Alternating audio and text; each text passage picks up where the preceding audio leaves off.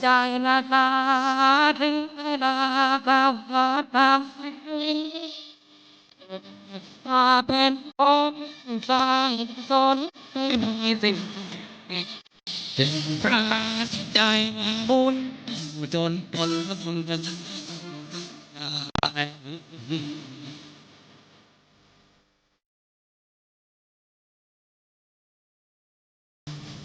อย่าการลบ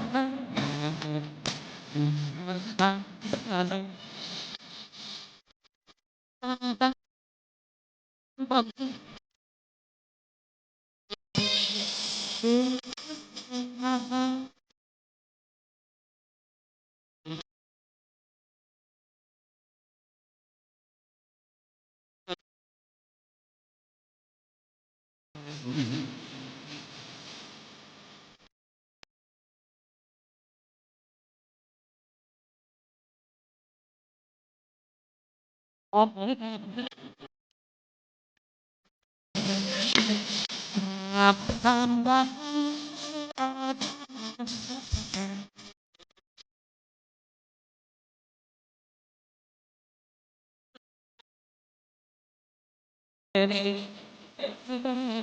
ใช่บ่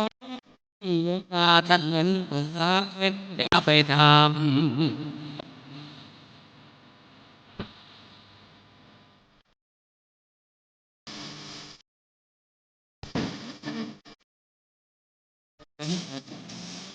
เ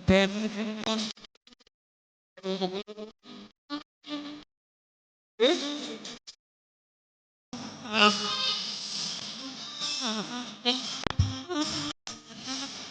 ็นจังตา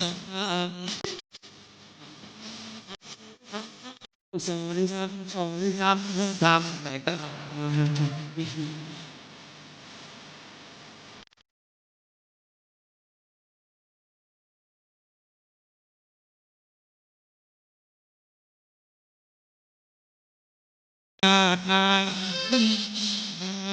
ทำแบบนั้น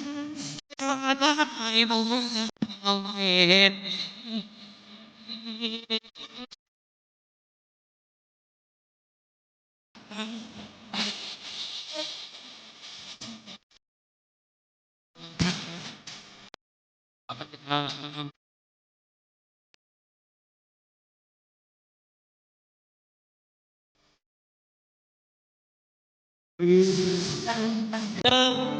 แต่ไม่เกิดเป็นคน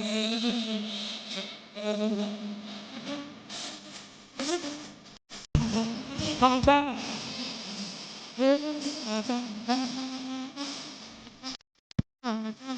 ตกตอนจอนทำให้ทำตา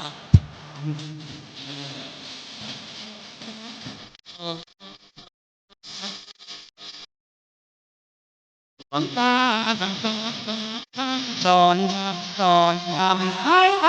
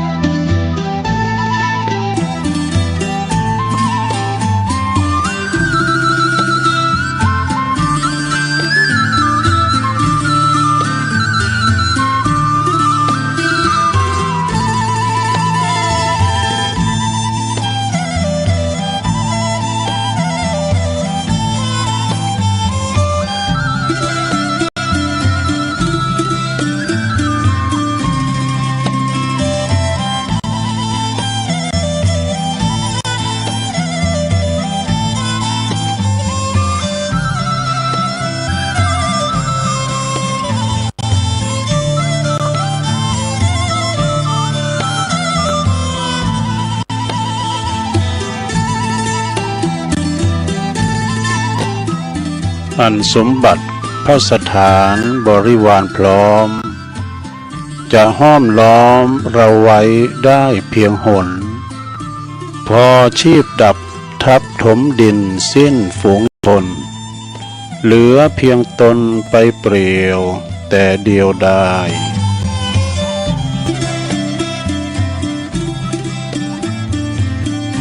ก็ขอความนอบน้อมแด่พระรัตนตรัยอันมีพระพุทธพระธรรมพระสงฆ์เป็นสรณะที่พึ่งกราบแนบไตรไวสาถวายความเคารพมายังครูบาอาจารย์พระมหาเถรานุเถระตันเจ้าคณะพระสังฆาธิการพระภิกษุสามเณรเจ้าจุโตนจุองค์กุวัดวาอารามพร้อมตึงสำนักติภักทรงตัวเนาะก็เจริญปอนมายังบรรดาปออกแม่ออกศรัทธาสาธุชนนักศีลนักบุญทั้งหลายบ่ว่าจะเป็นปอหลงแม่หลงปอลุงแม่ป่าตั้งปีป่าหน้าเอาอาศรัทธาตีนจองห้องวัดเท่าแก่หนุ่มกำใจยิงต่างหลายเนาะที่อยู่กันตั้งบ้านตั้งจองกันในเวลานี้เนาะแรงคำมาแล้วก็หมุนคืนเปิดวิทยุมาฟังรายการสารธรรมยามคำ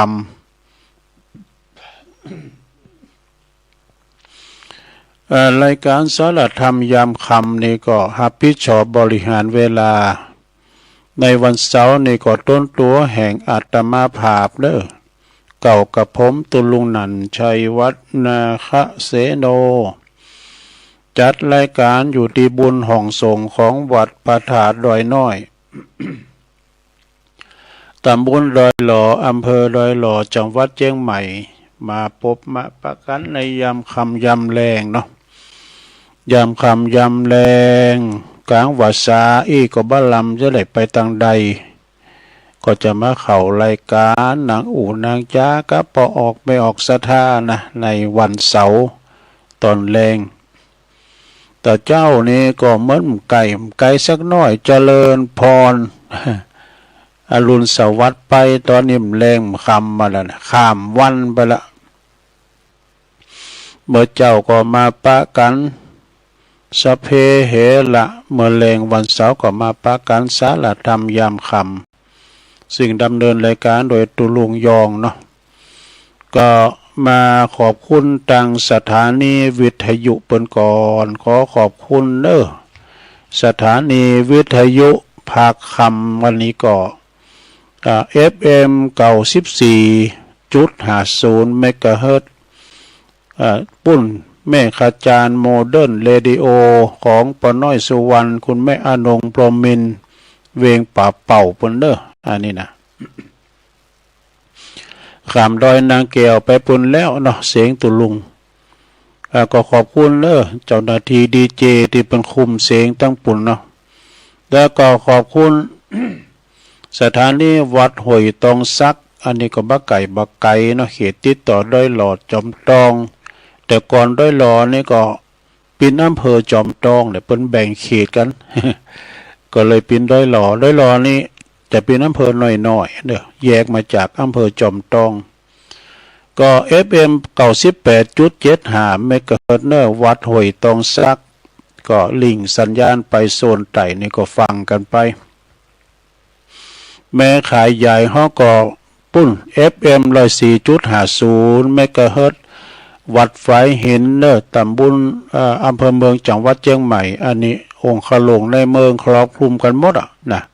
ไปถึงดอยสะเก็ดสันทรายไปแถวสันกำแพง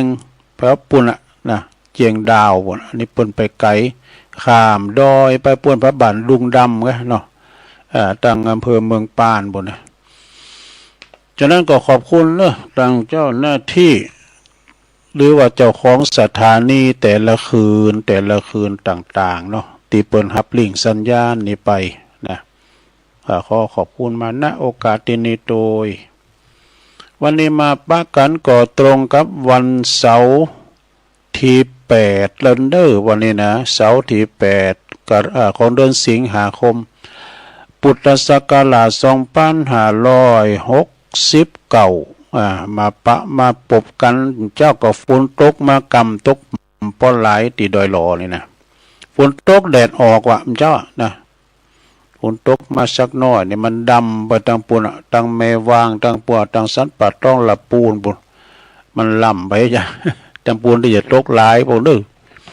แต่ทางดอยหลอนี่หน่อยเดียวอ่ะนะอย่างแต่ว่าในบทโอ้ตีกาดปักตั้งเจริญปอกะแม่ขายโคพร้อมมนงานฝนตกหนักว่ะก็ห่างกันไกลถึง3 กิโลก็แหละน้อยๆนี่มีหน่อยเดียวอ่ะมักเป็นดินลายเดี๋ยวเหมือนเป็นแบ่งเขตแบ่งแดนเนี่ยว่านะเอาละเนาะศรัทธาญาติโยมหลายมาพบมาปะกันก็จะนำเสนอข้อคิดนะของคุณเฮาที่ไวชราสวอย่างตุลุงก็นี่ เป็นว่าวันหนึ่งนะชีวิตเดินทางมาถึงตีมากว่า70 ปีป่ายดูนี่60 ปีเนี่ยขึ้นแทนเป็นสวแล้วหรอแต่เฮาชีวิตเฮาเดินทางมาถึง70 ปีป่าย80ก็ดีสิ่งที่เคยสำคัญกับค่อยๆเปลี่ยนไปนะค่อยๆเปลี่ยนไปตำแหน่งหน้าที่ก็จะต้องส่งต่อให้คุณรุ่นใหม่ไปนี่เฮาก็หมดเกษียณอายุละนามบัตรก็เก็บเข้าไว้ที่ลิ้นจักนะเสียงตบมือในห้องประชุมโอ้ตบมือใส่ก็ค่อยๆเงียบลงไปหายไปแล้วเฮาก็จะเริ่มคุ้นพบว่าชีวิตยังมีเสียงแบบหนึ่งเสียงแบบใดเสียงแบบอบอุ่นกว่าและมีค่ากว่าคืมสังนั่นคือเสียงหัวเราะเสียงไข่โหของเปิ้นฝูงเคยเปิ้นฟุ้งกันสมัยเป็นละอ่อนสับเป็นไม้เป็นนักเลนนี่ดันนัดปะกันเป็นเพิ่นลมลุนก็เดียวกันก็ดีนะบ่มีไผถามหากันแล้วเด้อว่าเคยเป็นหยังมาก่อนเคยเป็นผู้บริหารกะเคยเป็นเจ้านายเคยเป็นใหญ่เป็นโตมาเคยมีบ่มีไผถามว่ามีบ้านกี่หลังบ่อีน่ะบ่มีไผถามว่าไผประสบความสำเร็จมากกว่ากันเนี่ยเพิ่นมีไผถามดูปะกันไว้สลายนะสิ่งที่เคยคุยกันกับเป็นเรื่องเล็กๆนะจำต้องเห็นนะเพราะว่าจำตอนเฮาเห็นได้เปิ้นเลยจำเฮาตอนเห็นได้เฮาเคยลบเปิ้นฉีดยาวัคซีนวิดลุงป่องกันน่ะ จำได้เฮ้ยนะมาโซกันดูจำได้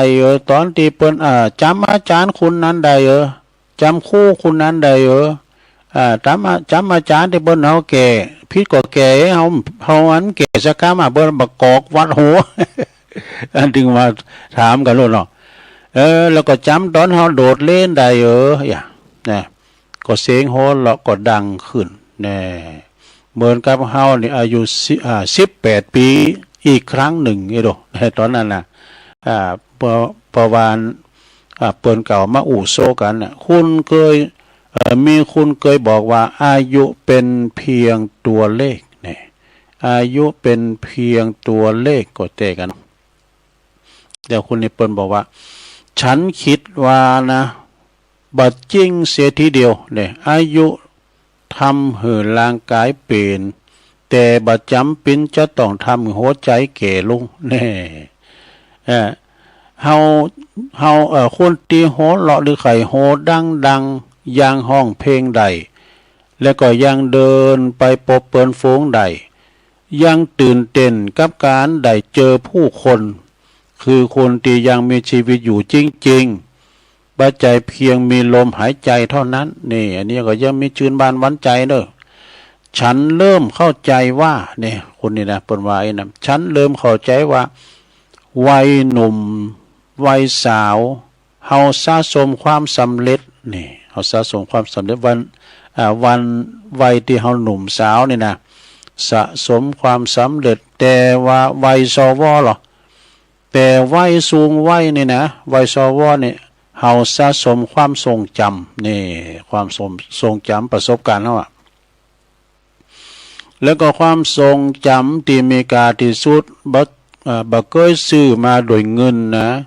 แต่เกิดจากเวลาที่เฮาได้รวมกับผู้คนที่เฮาหักนี่เคยลงการรวมงานกันมาเป็นเวลาเมื่อนานนี่นะเมื่อว่าเฮามีอายุหนักขึ้นสิ่งที่จะมีกาที่สุดอาจจะบ่จ่ายเงินในบัญชีในธนาคาร แต่อาจจะเป็นเปิ้นที่ยังโทรมาชวนกันไปกินเหล้าไปสมมุติไปกินข้าวมันสละเอาเหมือนกันนะสุมาเนี่ยแต่เป็นเปิ้นที่ยังโทรศัพท์มาชวนกันไปกินข้าวคุณที่ยังจำวันเกิดใดนะคุณที่ยังจำวันเกิดของเฮาใดเสียงเพลงที่ยังห้องโดยกันใดเนี่ยแล้วก็มิตรภาพตีผ่านห้อนผ่านหนาวมาหลาย10 ปีเนี่ยเป็นยังจำเฮาได้จำวันเกิดเฮาได้นะเนาะอารยธรรมสร้างขึ้นโดยปัญญาแต่มิตรภาพดำรงอยู่ด้วยรอยยิ้มแล้วก็เสียงไข่โหเราะบทเพลงเสียงบทเพลงตัวเนี่ยอายุนักขึ้นติ๊กๆแน่ก็ยิ่งหูว่าประโยคนี้จริงเป็นอย่างจริงเพราะสุดท้ายแล้วสิ่งที่ทำให้เฮาชีวิตเฮาอบอุ่นบัดใจเป็นบ้านหลังใหญ่ขึ้นเนี่ยบัดใจบ้านที่ใหญ่ขึ้นแต่คือโต๊ะอาหารที่ยังมีเพื่อนฝูงนั่งล้อมรอบกินข้าวด้วยกันเนี่ยยังมีมิตรเกี่ยวสหายค่ำคือว่าเป็นเปิ่นฝูงกัลยาณมิตรมาอู่กันในบั้นปลายชีวิตเนี่ยนะบัดใจวัดหอยรางวัลที่ต่างอยู่ในตู่กาคือนี่แต่ว่ามันเป็นเสียงไข่โฮสแล้วก็ยังดังกองอยู่ในหัวใจนี่ดังนั้นศรัทธาญาติโยมสวเฮานะดังนั้นในถ้าวันนี้ยังมีเปินจวนไปกินข้าวก็ไปเถอะถ้ายังมีคุณไปโจรไปห้องเพลงก็ไปเถอะนะกันห้องจางนี่นะถ้าเฮายังเดินทางไหวแล้วก็ออกเดินทางไปท่องเที่ยวก็ไปเถอะเพราะวันใดวันหนึ่งเฮาอาจจำไม่ได้ว่าเคยห้องเพลงอย่างพองนี่โอ้ก่อนนี้เฮาเป็นหนุ่มเป็นบ่าวเป็นสาวเอาห้องเพลงทูลทองใจปรารถนานะโปรดเถิดดวงใจแต่ถ้าเฮาบ่มีวันลืมนะแต่เฮาจะบ่มีวันลืมว่าเคยหัวเราะกับใครบ้างนี่บางทีในความสุขในวัย70 ปีปลายก็ดีอาจจะไม่ได้เกิดจากการมีชีวิตยืนยาวเนี่ยแต่เกิดจากการมีเหตุผลดีที่ทำให้เฮาอยากตื่นขึ้นมาใช้ชีวิตทุกเช้าทุกเช้าเนี่ยเมื่ออายุเฮานักขึ้นชีวิตบ่ได้ต้องการเสียงปรบมือมากขึ้นแต่ต้องการเสียงหัวเราะเสียงไข่โหดังขึ้นว่ะนะและตราบใดที่เฮายังหัวเราะไปกับเพื่อนได้หัวใจของเฮาก็ยังคงเป็นหนุ่มเป็นสาวอยู่เสมอจบสดาญาติโยมเนี่ยนะเคยเป็นนายธนาคารนะเนาะเคยเป็นผู้อำนวยการนะสุดท้ายเฮาก็มาปะกะเปิ่นกะฝูงเนาะปะเปิ่นปะฝูงนั่งคุยกันอู่กันสมัยแต่ก่อนอ้อนมาเนี่ยแต่ก่อนนะตุลุงจำได้เป็นนักป.1 ถึงป.4มีเปิ่นอาจารย์คุณเลยนะอันนั้นเนี่ยมันพยายามมากกว่าจัดปึกแล้วก็กันบาเขียนหนังสือการมาทำอย่างเงี้ยอุตามมันพอเล็กเขาไปนี่ พอเล็กเขาไปเอาเขามันมีโอกาสเนาะจบป.4ตุลุงก็ไปขี่ลังควายเนาะติดจ่าบ่นี่จ่าเลี้ยงควาย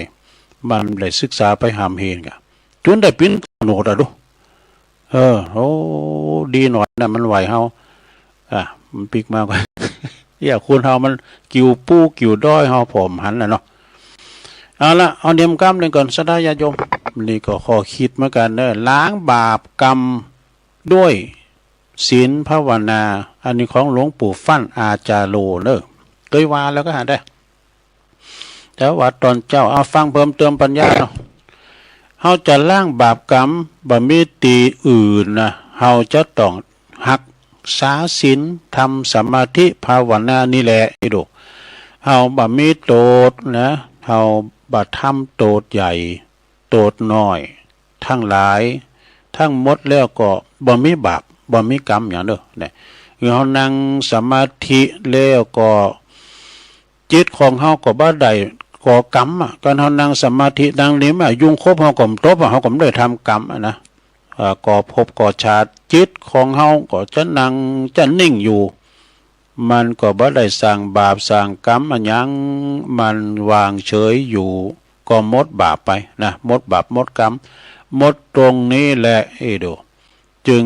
คือจิตของเฮาบ่มีกรรมนี่อันนี้ของหลวงปู่ฟั่นอาจารโลนะ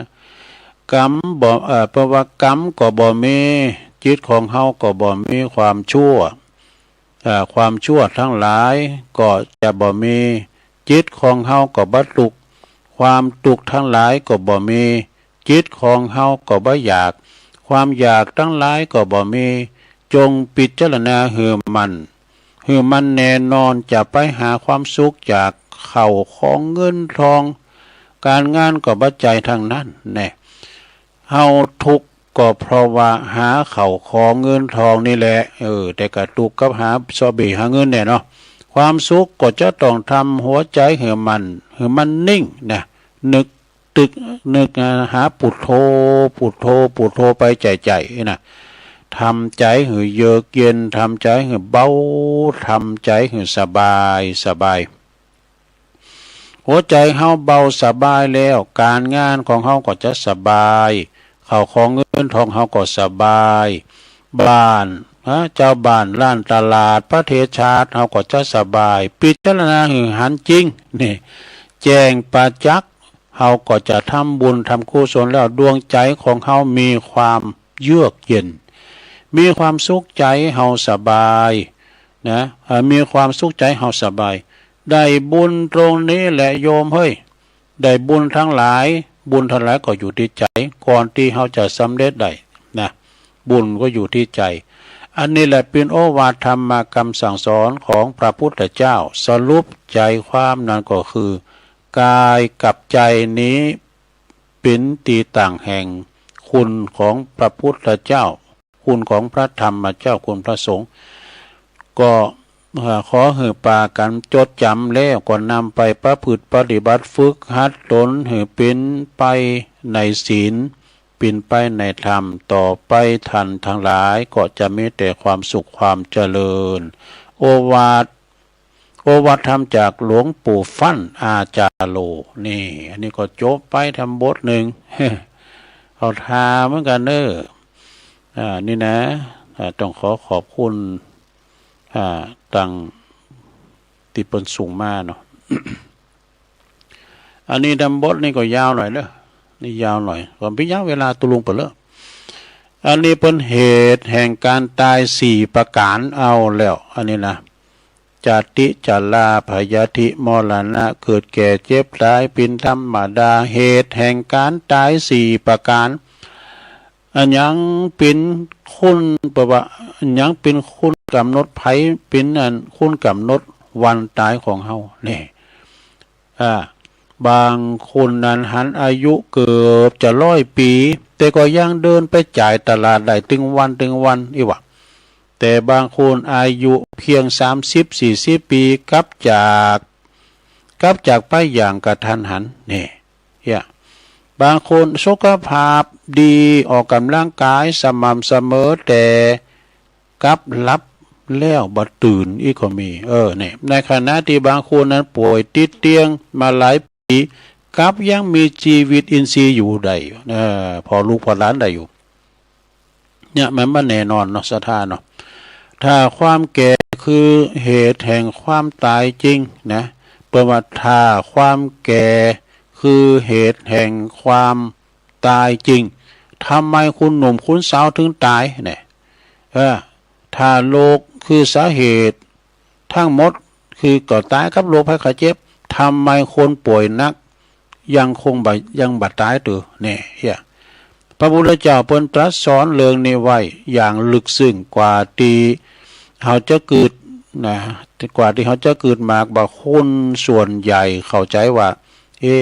เกแล้วมันก็ต้องตายนะกะตุนะไปแต่ไปอยู่ก้ามฟ้าป่วยนักแล้วมันก็ต้องตายนะกะตุนี่แต่ในทางพระพุทธศาสนาเปิ้นว่าความแก่นี่นะแล้วก็โลกเป็นเพียงสภาพประกอบเท่านั้นนะความแก่ความแก่ก็เป็นโรคภัยไข้เจ็บนะเป็นเพียงอันสาเหตุที่ว่ามันจะว่าเป็นเหตุของความตายนะเพราะหากว่าความแก่เป็นสาเหตุโดยตรงมนุษย์คนเฮาควรตายตอนอายุเท่ากันนี่ตอนอายุเท่ากันและหากว่าโลกเป็นเหตุแท้จริงคุณป่วยทุกคนก็ควรเสียชีวิตพร้อมกันหมดเนี่ยแต่ความจริงกับบ่เป็นเช่นนั้นไม่พระพุทธเจ้าพระพุทธองค์ทรงแสดงว่าชีวิตมนุษย์ดำเนินไปภายใต้เงื่อนไขอันทรงพลัง4ประการเด้อนี่ซึ่งเป็นเหตุเป็นปัจจัยที่ทำให้ชีวิตสิ้นสุดลงเมื่อถึงเวลานะอันนี้เปิ้นจะเปรียบเทียบเนี่ยลงเด้อเปรียบเทียบง่ายๆเปรียบเทียบเหมือนโกมตะเกียงเนาะเหมือนตะเกียงน้ำมันโกมใส่น้ำมันกัดเนี่ยมันก่อนเนาะบ่ได้ดับเพราะเปลวไฟพอเปลวไฟอันแก่ลงแต่มันดับเพราะสาเหตุปัจจัยของมันหมดลงนะก็คือหนึ่งเหมือนกับว่าอายุไขนะหมดอายุไขก็คืออายุตี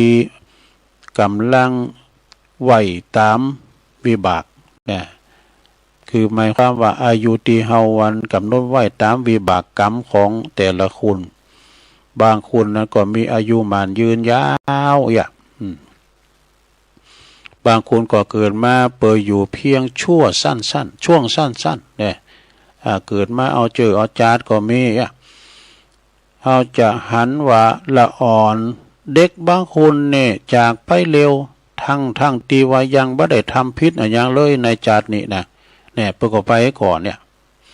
2มดกำลังกรรมมดกำลังกรรมในข้อที่2นะแม้ว่าอายุไขยังเหลืออยู่แต่กับยังคำจูนนะแต่กรรมตีคำจูนชีวิตหมดลงเสียก่อนเนี่ยกรรมมันหมดไปก่อนเปิ้นเปรียบเหมือนรถใหม่นะรถใหม่ที่เขาซื้อมาใหม่ถอดดำป้ายแดงก็ตามเด้อนะเปรียบเหมือนรถตียังใหม่อยู่แต่บ่มีน้ำมันเหลือวิ่งต่อเนี่ยใส่น้ำมันมาหน่อยมดกลางตั้งไอ้เด้อเนาะจึงว่ายุดลงทันทีนี่เนาะเหมือนชีวิตเฮาเนี่ยอายุกึ่งห้างกึ่งสัก30 40หลายคนจึงเสียชีวิตอย่างกระทันหันนี่นะเหมือนกับรถใหม่ที่มันหมดกลางทางรถก็ยังใหม่อยู่นี่ก็คุณนี่ก็ยังหนุ่มอยู่นี่ก็เฝ้าตายมันก็เป็นเปรียบเป็นไปนะโดยบ่มีสัญญาณเตือนใดๆมาก่อนนี่มันกระทันหันลูกก็เปรียบเหมือนว่ารถนี่ปั๊มน้ำมันมันก็ยังไกลอยู่นี่นะน้ำมันมันหน่อยมันหมดกลางทางเหมือนคุณเฮานี่ยังหนุ่มแน่นอยู่ได้นี่พลังกำลังยังมีนักอยู่ก็ขึ้นมาตายให้ก่อนเนี่ยในมันบันเนเนาะต่อไปเป็นข้อที่3เด้ออายุไขและกรรมหมดพร้อมกันนี่อันนี้มันหมดพร้อมกันนะอันนี้ก็คือการจากไปที่สงบที่สุดเหมือนผลไม้ที่สุกติ๋มตีแล้วหล่นจากต้นหลายครั้งเราจะหันว่าผู้สูงอายุบางคนนอนหลับและจากไปอย่างเรียบง่ายนะเหมือนเพี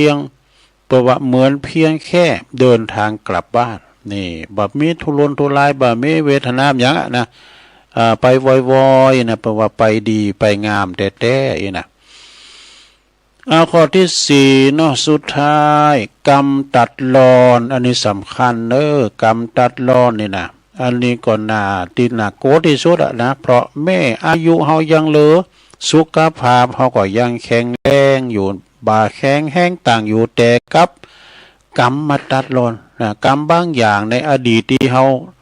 ที่มีกำลังหนักกว่าจึงทำให้มันตัดช่วงชีวิตเฮาลุงนี่กรรมมันมาเต้นนี่นะมันเกิดหยังพ้องเกิดอุปัตวเหตุพองกาโลกเฉียบพลันพองกาภัยพิบัติเหตุการณ์ที่บ่คาดคิด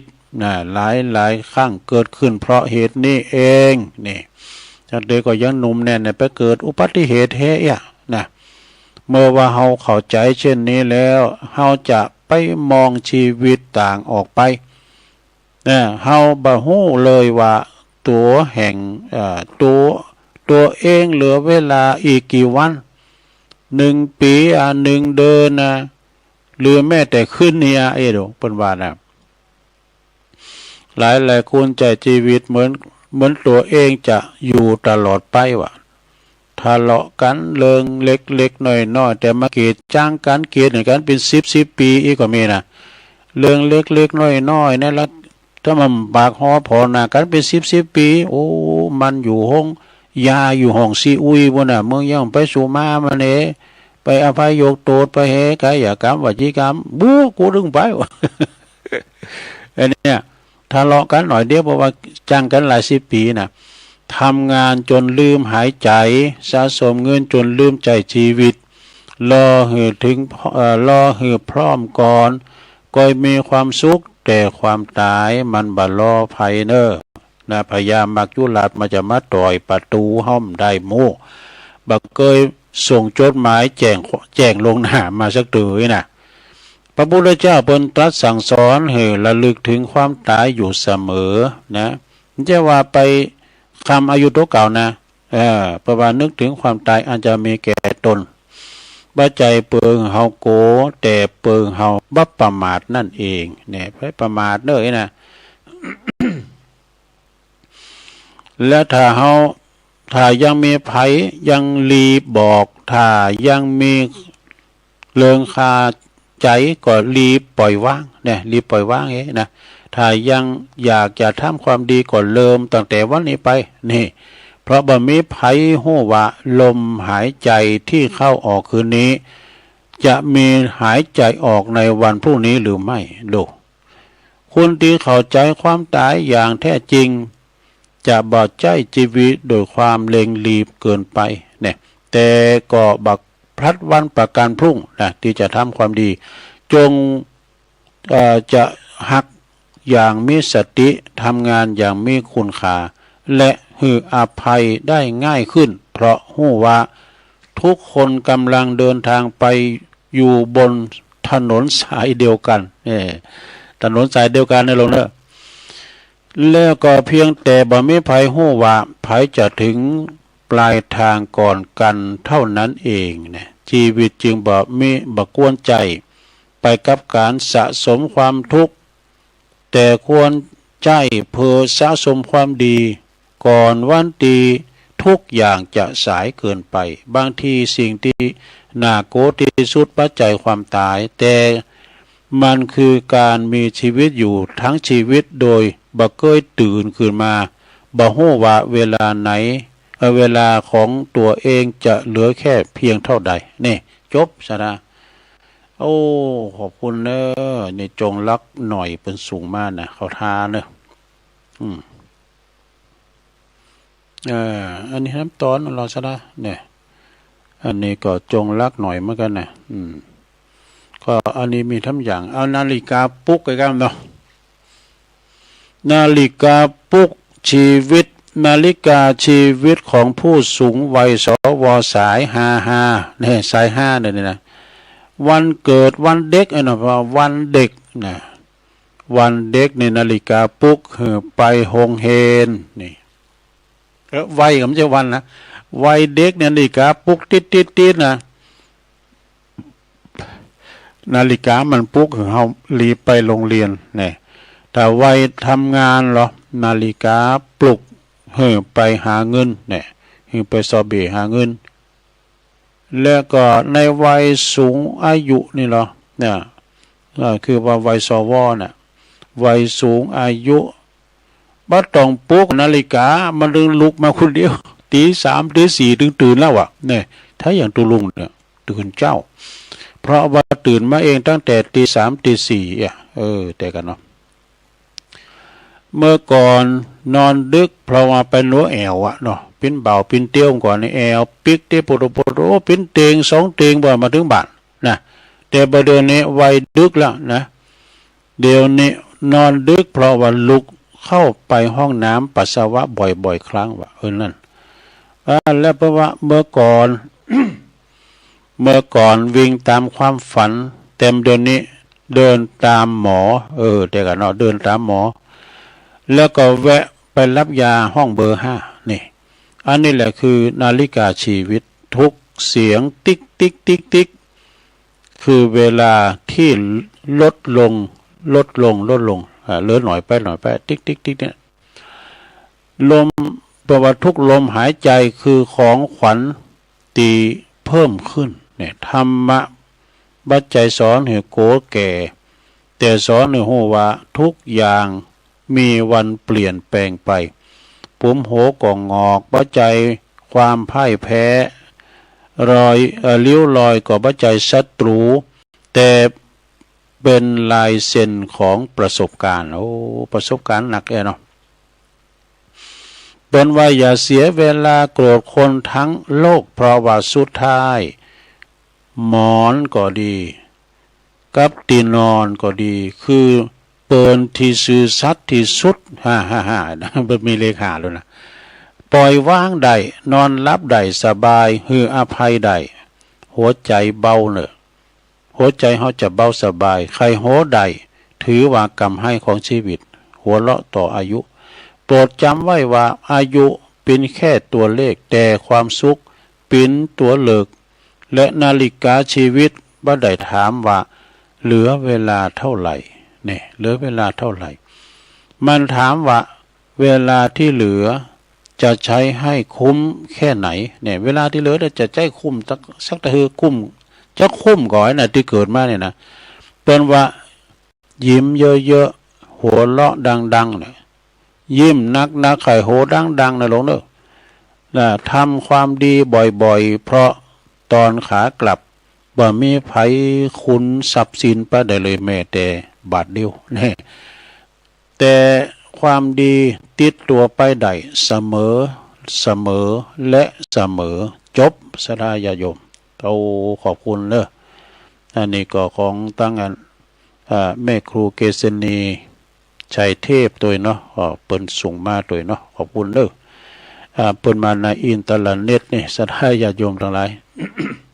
ก็เอามาเล่าสู่จูกันไปฟังกันไปนะแล้วมีแถมอย่างหนึ่งนี่สถา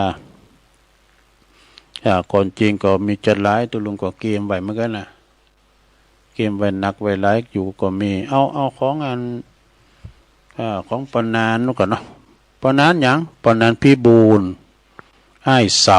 เนี่ยปนานปุ่นอยู่ปุ่นโบกก้างสันกำแพงปุ่นปนมอบไม้ทุลุงไว้ปิ้นอันนี้อูเรื่องกำเนาะกำจัดแล้วปังหลังก่อนเอากำนี่ก่อนนี่กำที่12นี่ก่อนคนที่มีหลายกำนะเอาบทที่12เนี่ยเหตุได้เฮาเกิดมาแต่ละจาดเนี่ยมันต้องถูกใส่ร้ายกูเตอผมถูกใส่ร้ายผมถูกใส่ร้ายชาเนี่ยนะเหตุได้เฮาจึงถูกใส่ร้ายไปสีกับคนอื่นที่เฮาหูเหลืองนี่นะมีคุณจำนวนบ่น้อยในที่จะต้องทนทุกข์กับการถูกคนอื่นใส่ไล่ไปสีต้องเสียการเสียงานเสียทรัพย์เสียสินเสียจือเสียเสียงหรือก็จะต้องเสียอนาคตก็ดีหรือว่าจะต้องมีคดีความก็ดีตีปิ้นเจนนี่ก็เพราะว่ากรรมเก่าจัดแล้วปังหลังนะกรรมที่ตนได้ทำใส่ไล่คนอื่นมาแล้วมันเป็นผลของกรรมนะหลวงเลยเป็นผลของกรรมเกิดจากแล้วปังหลังมาก่อนเรื่องนี้เป็นเปรียบเป็นเทียบกับ เทียบได้กับบุพกรรมตีพระพุทธเจ้าโอ้พระพุทธเจ้าก็มีกรรมนะลงเลยพระพุทธเจ้านี่เป็นว่ามีครั้งเสวยพระชาติเป็นพราหมณ์เนอะนะพระพุทธเจ้าเปิ้นเกิดมาเสวยพระชาติเป็นพราหมณ์ชื่อว่าสุตวาสุตวาน่ะชื่อสุตวานี่มีลูกศิษย์500คนกันนะสำนักของเบิ่นน่ะมีอยู่หันวันหนึ่งเนี่ยมีฤาษีตนหนึ่งเนี่ยเปิ้นสำเร็จอภิญญาเหาะหรือเปิ้นมีวิชาเหาะมาเฮ้ยเหาะมายังสำนักของอันพราหมณ์นี่นะสร้างความเหลื่อมใสแก่พี่น้องเจ้าบ้านเป็นจำนวนหนักโอ้เปิ้นยังมาเก่งได้เปิ้นเหาะได้อาจารย์เฮายังหอมได้เนาะเอามาเปรียบเทียบกับอาจารย์เนาะก็สร้างความอิจฉาริษยาเนาะตอนนั้นน่ะพราหมณ์สุตวานี่นะมีความอิจฉาริษยาโอ้ลาภสักการะก็ไม่ค่อยได้ละศรัทธาทั้งหลายก็ไปเหลื่อมใสศรัทธาพระฤาษีให้หมดเนาะก็เลยสร้างเรื่องขึ้นมากะเนี่ยกุเรื่องขึ้นมาเลยพราหมณ์นี่นะกุเรื่องขึ้นมาว่าใส่ความพระฤาษีว่าพระฤาษีนี่ก็พระใจดีเป็นไปเสพกามกับแม่หญิงอื่นนี่นะแล้วก็ลูกศิษย์ทั้งหลายก็เป่าประกาศไปทั่วว่ะไปทั่วเมืองสร้างความเสื่อมเสียหายเสียชื่อเสียเสียงให้แก่พระฤาษีตนนั้นเป็นอย่างหนักจนว่าพระฤาษีตนนั้นก็เลยเหาะปิกไปอยู่ที่เก่าพุ่นเหาะหนีไปอยู่ที่ป่าหิมพานต์ดังเดิมนี่โดยผลกรรมนั้นนี่แล้วเนาะโดยผลแห่งกรรมนี้ก็ทำให้ตายไปแล้วก็ไปตกมรณะอยู่ขั้นพ้นจากมรณะแล้วก็มาเกิดเป็นมนุษย์เป็นคนเท่านี้นะแล้วมีสำนักแล้วก็แล้วมาถูกใส่ไล่ให้กันนะถูกใส่ไล่ไปสีหลายจาดว่ะแม่ในจาดสุดท้ายตีทรงตรัสรู้เป็นพระพุทธเจ้าแล้วก็ยังถูกพวกเดรัจฉีเนี่ยสร้างเลิงใส่ไล่ว่าเสพกามกับนางสุนทริกานะสุนทริกาเนี่ยนะแล้วก็เห่อสาวกข่านางเสียเพื่อปกปิดความผิดเนี่ยละแปลว่าลำลือกันไปทั่วเมืองสาวัตถีสมัยนั้นนะเนี่ยอันนี้ก็เป็นกรรมนะสระญาติโยมทั้งหลายเนี่ยแม้แต่เป็นพระพุทธเจ้าก็ยังใจกรรมอยู่สระเนี่ยเรื่องของกรรมเนอะทำบทที่13นะหนังสือของปอาจารย์ปนันท์พิบูลให้เสาเนี่ยบทบกก้างกว่านั้นมีหลายอยู่เนี่ยไม่ได้อ่านทั้งเพื่อนได้เอามาศึกษาเนี่ยจะได้เอามาทยอยเนาะตีแผ่หือศรัทธาเลยได้หูกันเนี่ยค่ะบทที่13นะเหตุได้ถึงถูกลุ่มขาดตายวะคูณที่ตายหมู่ตายหลายลองฟังบ่เรื่องนี้นะเพราะเคยทำกรรมต่อบิดามารดามาว่าเพราะอย่างเพราะกรรมที่เคยทำลายปิตามารดาพ่อแม่เรื่องนี้เปิ้นเปรียบเทียบนะเปิ้นเปรียบเทียบกับบุพกรรมของพระโมคคัลลานะบ่ดูอัครสาวกของพระพุทธเจ้าแล้วก็ในอดีตเปิ้นเกิดมาเป็นชายหนุ่มหลงเจอคำยุยงของภรรยานำพาพ่อแม่ที่ตาบอดไปป่าออกอุบายส่งเสียงเหมือนกับโจรปล่อยไปป่นนี่กะไปป่นทุบตีพ่อแม่จนถึงแก่เสียชีวิตที่ในป่าทิ้งไว้ในป่าโดยผลกรรมเนี่ยก็ส่งผลให้ไปตกมรณะอเวจีนานนับหลายร้อยปีว่ะแล้วก็โดยแรงเศษแห่งกรรมก็ยังมีเลยถูกโจรทุบตายในจาดต่อมาเป็นร้อยจาดเนี่ยอันนี้ใจนะเนี่ยเดี๋ยวกันเนอะที่ตายหมูไม่ได้นี่จะมาข้ามขวัญไปเนาะอันนี้บทที่15เหตุใดจึงถูกสังหารหมู่นี่เนี่ยเปิ้นบอกว่าหรือว่าตายพร้อมกันจำนวนมากหนักหลายเช่น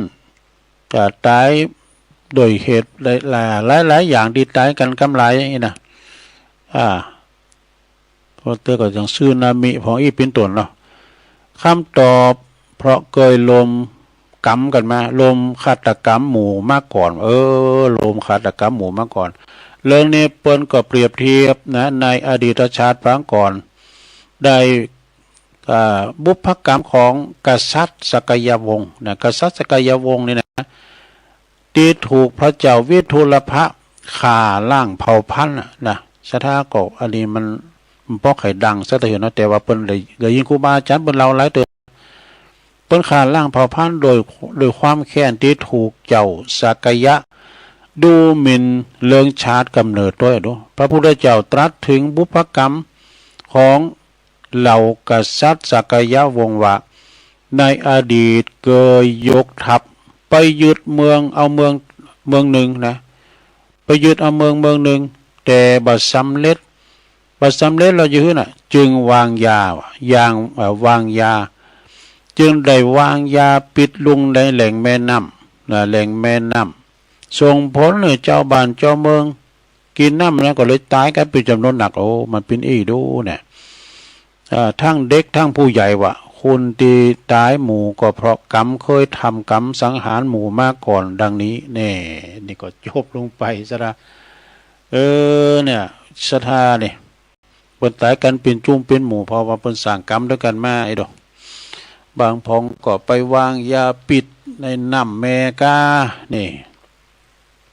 ไปวางยาพิษในน้ำแมกาหรือว่าไปเบอร์ปาก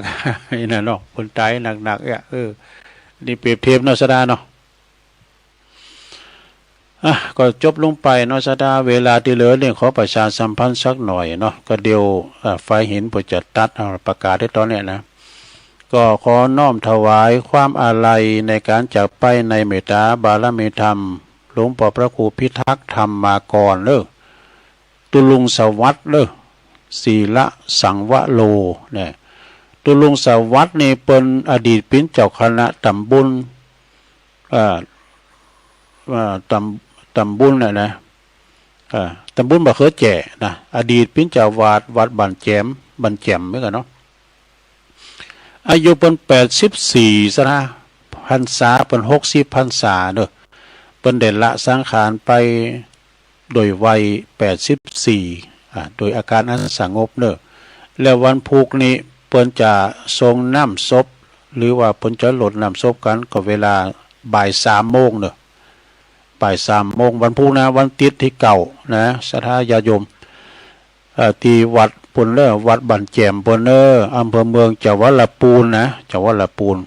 พูดถึงตุลุงวัดนี่หรือว่าพระครูพิทักษ์ธรรมกรนี่เปิ้นปิ้นนักเทศเนอะสมญานามว่าดาวค้างฟ้า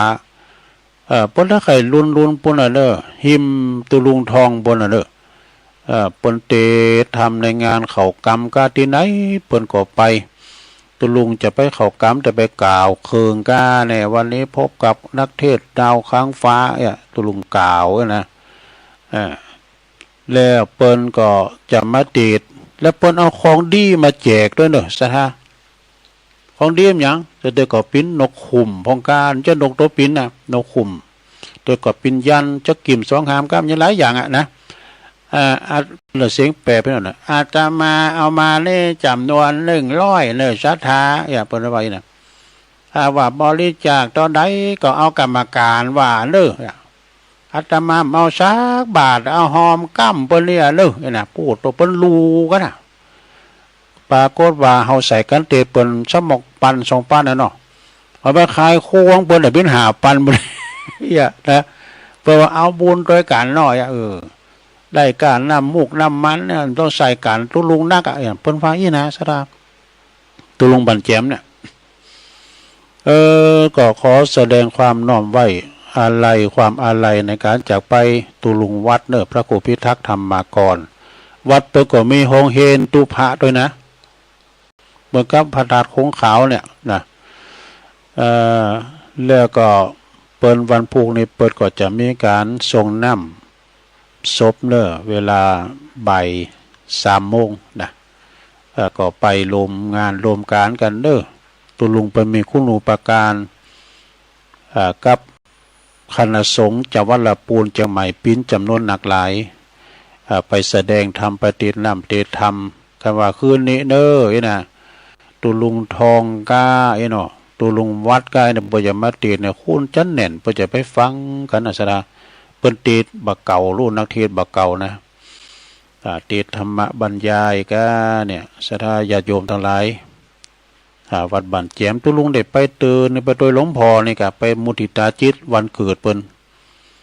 วัดบ้านแจมนะอันนั้นก็เลยประกาศให้ศรัทธาได้รับทราบเนาะเปิ้นได้เสี่ยงบุญไปแล้วเปิ้นไปสวรรค์แล้วนะโดยวัย84พรรษา60เนาะมีเขาหำความตายอยู่บทหนึ่งเนาะเปิ้นว่าเกิดแก่เจ็บตายสหายปีน้องไผบ่ห่วงของอาลัยแต่องค์พุทธะยังสุดวิสัยดับขันบรรลัยไปในปานเจ้ามนุษย์เดินดินยิงใจหนุ่มเถ่าอย่าหวังมัวเมาลงป่นในความตายเจ้านายเนอความตายเวบ่เว้นพระเนนก็ตายเท่าแก่ยิ่งใจเจ้านายเลยค่ะมหาเศรษฐีผู้ดีเมนาแม่แต่คู่บายังเมนดูวัฏฏะสงสารเก่าขานบ่เพี้ยนบ่พิษแผกเบาในธรรมตายดีตายห้ายยิ่งใจหนานำจักเอาเงินคำแลกสื่อตึงบัดใดแต่ซะละมีเงินเป็นร้อยล้านพันล้านก็เอามาแลกสื่อบัดใดเนอศรัทธาญาติโยมทั้งหลายเนี่ยจาติจาลาพยาธิมรณะเกิดแก่เจ็บตายเป็นธรรมดาแต่บทหนึ่งบ่ว่าคุณตุกคุณจนคุณดีคุณหายก็ตายหมดใหม่ปินดินแม่แต่ตุพระผู้ยังทรงศีลยังดับจีวินนอนตายความหนาวางเอาอาหยังปลุงแม่ป่าแม่ว่าแผ่นพระสุธายังมั่งบะหินบะพากรเตาโหดย่างยางโหดแตกปินห้อยหิหาไปเตอะบะต้องมาคอยเงินกองเต่าดอยเอาตัวไปถึงใดเตกันเนาะเอาไปถึงใดนะเอาศรัทธาญาติโยมเนาะจะไปประมาทกันเอาเฮ็ดอีกกันบ่กันเดียวก็จะได้ข่าวจะได้ข่าวแล้วก็จะได้เจ้าหน้าที่เจก็จะเอาอันสวดธรรมจักเขาใส่ปะกันนำกรรมก็ช่วงที่2เนาะทุมกึ่งเนาะจะเล่านิทานกำเนิดของไอ้สุราแถมในเนอะกำเนิดของสุรานะเดี๋ยวช่วงที่2ตอนนี้ยอบยังกันเนอะพักครึ่งก่อนเจริญปอน